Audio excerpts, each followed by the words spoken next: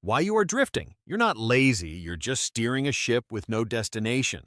Most people grind 60-hour weeks and end up exactly where they started. The problem isn't effort, it's direction. James Allen figured this out in 1903, and his garden analogy explains why your hard work feels wasted.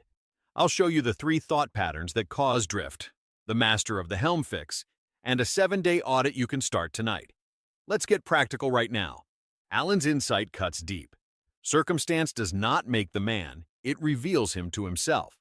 Your external chaos is just a mirror of internal drift. So what's actually happening inside your head that turns effort into circle? 3 drift patterns steal your days. First, vague goals. Get in shape versus I want to deadlift 225 by June. The mind can't aim at fog. Without a clear target, your brain defaults to whatever feels urgent or easy in the moment. You show up, but you're not moving anywhere specific. Second, reactive schedule. Your calendar is a graveyard of other people's priorities because you never claimed it first. Every meeting you didn't choose, every email that hijacked your morning, every favor that ate your afternoon. You're busy, but you're not building. The days blur because you're responding, not creating. Third, doom scrolling as mental weeds. Every minute you spend on feeds is a minute your subconscious plants anxiety instead of purpose. You think you're taking a break, but you're actually training your mind to crave distraction and comparison. That's not rest, that's drift in disguise. Here's a modern case.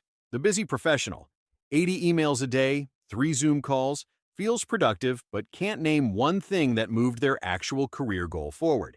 They collapse at night exhausted but can't explain what they built. That's drift with a paycheck. Or the fitness drifter. Gym membership for 2 years, goes 3 times a week, but no program, no tracking, same body. There's effort, sure, but no aim. The sweat is real, the progress isn't, because they never defined what done looks like. I did this myself with a side project once, spent 6 months working on it, but never wrote down what success meant. No deadline, no metric, no clear outcome. I was busy, I felt like I was moving, but when I looked back, I'd gone in circles. The work was real, the direction wasn't. Allen gives us the garden metaphor to understand this. Your mind is soil. If you don't plant seeds, which are clear purposes, weeds grow automatically. Worry, distraction, conformity. They don't need your permission. They just fill the space you left empty. The problem isn't that you're not working hard enough. The problem is you're working hard on whatever shows up instead of what you chose. The reality is that most people never stop to plant. They wake up, react to the day, handle what's loud, collapse, repeat. The mind returns what you give it, and if you give it no direction, it gives you back confusion and fatigue. That's the diagnosis. Drift isn't laziness, it's unguided thought, turning effort into noise. So if drift is the diagnosis, what's the prescription? Allen gives us the helm, and that's where we go next. Allen's instruction is direct. A man should conceive of a legitimate purpose in his heart and set out to accomplish it. That's the helm. But what does legitimate purpose actually mean? It's not a fantasy. It's not someone else's goal borrowed because it sounds impressive. It's something you can control through daily inputs that builds you and others. Think of it this way. You can't control the wind. The economy shifts, other people make their choices, luck happens or it doesn't. But you can adjust the sails. Your dominant thought and your daily actions, those are yours. That's the helm analogy. You steer by choosing what you think about and what you do next, not by wishing the conditions were different. Here's the replacement principle. You can't stop weeds by fighting them. You stop them by planting crops. Same with your mind. You don't beat drift by resisting distraction. You replace drift thoughts with aim thoughts. Give your brain a job it can actually do, and it stops looking for problems to solve or feeds to scroll. Modern case, the creator who quit drifting. They stopped posting whatever felt easy and committed to one content pillar for 90 days. Same effort, tighter focus. They grew faster in 3 months than the previous year because focus compounds. Drift spreads your energy thin. Aim concentrates it. So how do you identify your legitimate purpose right now? Ask yourself, what skill or contribution would I be proud to master in 12 months? Not inherit, not stumble into. Master through deliberate work. Then ask, can I control the inputs? Study, practice, service. Even if I can't control the outcomes, can I control what I do daily? If the answer is yes, you've got something legitimate. Write it as one sentence. I'm working towards specific outcome by consistently doing 3 daily inputs. That's it. No paragraph, no manifesto. One sentence that names the destination and the actions you own. Look, I know this sounds like motivational poster stuff, but the difference between a poster and a principle is that one you ignore and one you test. Alan isn't asking you to believe him. He's asking you to try it and watch what happens. The proof is in the pattern, not the promise.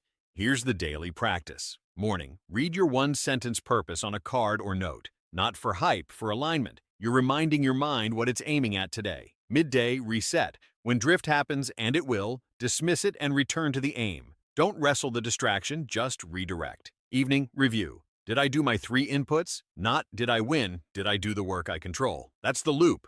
Aim, act, adjust. You've got the helm now. Next, let's make it stick with a test you can run this week. Why 7 days? Long enough to feel the shift, short enough that you won't quit before you see proof. This isn't theory, it's a test. You're going to track your thought patterns and see where drift actually lives in your day. Here's the structure. Days 1 and 2, awareness.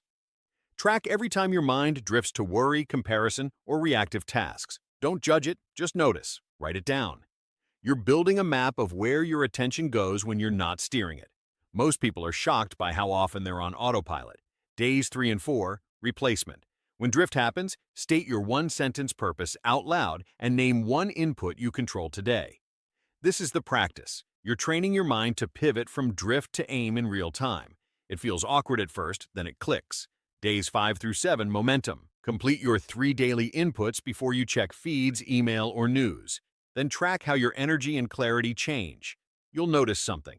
When you do the work that matters first, the rest of the day feels lighter. When you drift first, the whole day feels heavy. Each night, write one sentence on what you learned about your thought patterns. Not what you achieved, what you learned. The goal here is awareness, not performance. You're observing how your mind operates so you can steer it better. By day 7, ask yourself the garden checkpoint. Did I plant more seeds or pull more weeds this week? Seeds are the inputs you chose. Weeds are the drift you allowed. The ratio tells you everything. Guardrails matter. If you miss a day, resume immediately. No guilt spirals, no starting over. Just pick up where you left off. Keep your inputs small and controllable. Write 200 words beats finish the book. You're building a pattern, not chasing perfection. Avoid the trap of adding 10 new goals, one legitimate purpose, multiple supporting actions. That's it. Your mind will try to convince you this is too simple to work. That's the drift talking. Test it anyway. Alan's promise is this. You will become as small as your controlling desire, as great as your dominant aspiration. The audit shows you which one is currently winning. Run it, and you'll know. Circumstance reveals you, it doesn't create you. So if you're drifting, it's because your thoughts are. Write your one-sentence legitimate purpose tonight and run the 7-day audit starting tomorrow. That's the action step. If you want to take this concept even further, watch my breakdown of Earl Nightingale's The Strangest Secret.